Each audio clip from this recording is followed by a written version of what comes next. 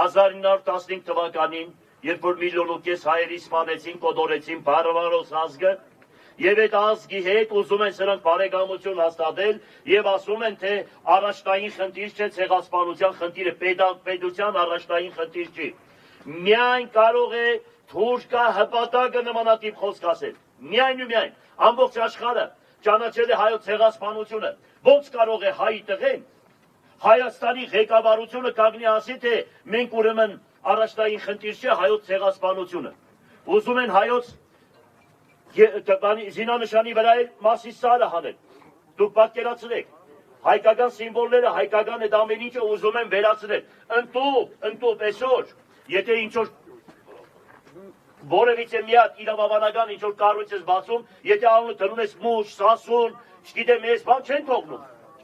Ու ընտուփ երեխեքի անուններն են փոխում, պատկերացրեք, հատուկ թուրքական ծրագիր է։ Դպրոցների հայ ժողովրդի պատմությունը բացեք, նկարտացեք, տայեք, մեզ մոռացության են տալիս հայոց պատմությունը։ Սա հատուկ պետական քաղաքականություն է, թուրքական քաղաքականություն է։ Դպրոցներից հանել են քրիստոնեական պատմությունը։ Դուք պատկերացրեք, ով կարող է սա նմանատիպ գործունեություն կատարողները, այս սրա մանգլավիկներն են, որոնց ամեն մեկը ստից պաշտոն են կրում, բերաններ ինչ-որ մի բան են գցել, այնպես են պաշտպանում, այնպես են բադ զգում, բա այս ամեն ինչը անողին, ինչ անուն կարող են տալ, հենց մի բարձրազան ասեք, ով են նմանատիպ մարդիկ։ Վերջացավ, ուրիշ մենք շարով չենք տալիս, ինչ որ տեսնում ենք, ինչ որ արել եք, այդ ենք ասում։